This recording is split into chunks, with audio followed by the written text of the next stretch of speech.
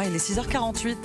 Les initiatives positives sur Europe 1, des innovations au quotidien avec vous, Jean Z. Bonjour. Bonjour. Alors ce matin, Jean, vous nous parlez de finances durables. Oui, avec l'exemple d'une filiale de Natixis, Mirova, une société de gestion dédiée à l'investissement durable née en 2012, une époque où parler de ces thématiques ne relevait pas encore de l'évidence. Et l'investissement durable, c'est quoi ? Ce sont des investissements responsables, des placements qui incluent des facteurs environnementaux, sociaux et de gouvernance dans le processus même de l'investissement.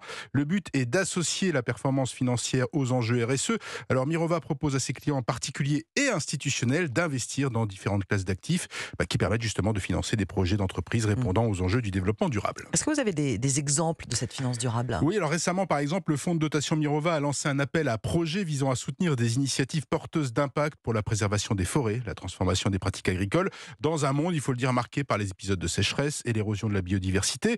Plus récemment, Mirova a investi dans Waste Robotics. Waste Robotics, c'est une société canadienne qui développe et commercialise des robots autonomes pour les centres de tri sur la base d'une technologie de reconnaissance de déchets. Le but de ces robots, en fait, c'est d'améliorer la gestion des matières valorisables et répondre là-bas à un cruel manque de main-d'œuvre.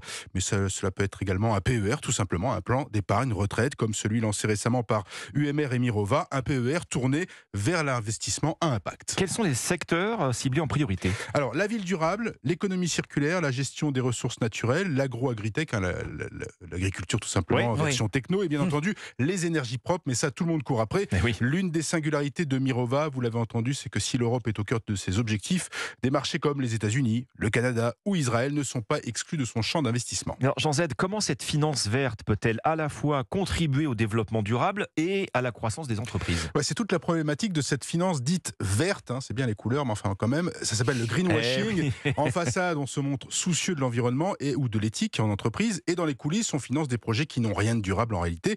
Alors Mirova a une réponse à cela, c'est la transparence. On ne cache pas ses actions ni ses projets, on dit ce qu'on fait déjà, et puis le choix d'investissement doit répondre à des normes claires et publiques, notamment celles liées à l'accord de Paris, une quête de crédibilité qui ne fait que commencer dans ce domaine. Les initiatives positives. Merci Jean Z. Et Merci à demain vous. sur Europe 1.